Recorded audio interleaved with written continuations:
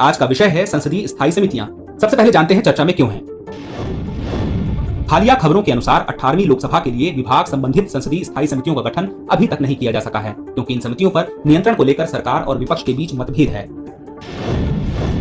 अब जानते हैं संसदीय समितियों के बारे में। संसदीय समिति सांसदों का एक पैनल है जिसे सदन द्वारा नियुक्त या निर्वाचित किया जाता है अथवा अध्यक्ष सभापति द्वारा नामित किया जाता है। यह समितियां अध्यक्ष या सभापति के निर्देशन में काम करती हैं और अपनी रिपोर्ट सदन या अध्यक्ष सभापति को प्रस्तुत करती हैं। संसदीय समितियों की उत्पत्ति ब्रिटिश संसद से हुई है। संसदीय समितियां अपना प्राधिकार अनुच्छेद 105 और अनुच्छेद 118 से प्राप्त करती हैं। अनुच्छेद 105 सांसदों के विशेषाधिकारों से संबंधित है। अनुच्छेद 118 संसद को अपनी प्रक्रिया और कार्य संचालन को विनियमित करने के लिए नियम बनाने का अधिकार देता है। अब जानते हैं संसद की विभिन्न समितियां कौन कौन सी हैं।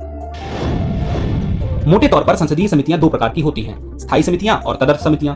स्थायी समितियां स्थायी होती हैं और प्रत्येक वर्ष समय समय पर गठित और निरंतर आधार पर कार्य करती हैं।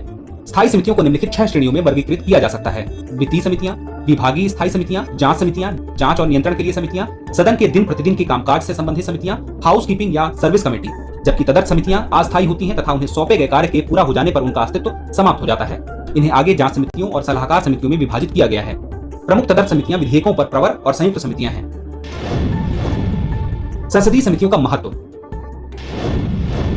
विधायी विशेषज्ञता प्रदान करना, लघु संसद के रूप में कार्य करना, विस्तृत जांच के लिए उपकरण प्रदान करना, सरकार पर अंकुश लगाना, राजनीतिक दलों के बीच आम सहमति बनाने के लिए मंच प्रदान करना। विभाग संबंधित स्थायी समितियों के बारे में। वर्ष 1989 में 3 स्थायी समितियों का गठन किया गया जो कृषि, विज्ञान तथा प्रौद्योगिकी, पर्यावरण और वन से संबंधित थी। इसके बाद वर्ष 1993 में विभाग संबंधित स्थायी समितियों की संख्या बढ़ाकर 17 हो गई थी। वर्तमान में 24 विभाग संबंधित स्थायी समितियां हैं, जिनमें से 16 लोकसभा और 8 राज्यसभा से संबंधित हैं। इनका मुख्य कार्य संसदीय शासन में बढ़ती जटिलता के साथ तालमेल सुनिश्चित करना है। इनमें लोकसभा से 21 सदस्य और राज्यसभा से 10 सदस्य होते हैं तथा इनका नेतृत्व एक अध्यक्ष करता है। विभाग संबंधित स्थायी समितियां मुख्य रूप से 3 चीजों पर ध्यान देती हैं: विधेयक, बजट, जांच से जुड़े विशेष मुद्दे। हमारी कानून निर्माण प्रक्रिया में विधेयक को विस्तृत जांच के लिए विभाग संबंधित स्थायी समितियों यानी कि DRSCS को भेजने का प्रावधान है।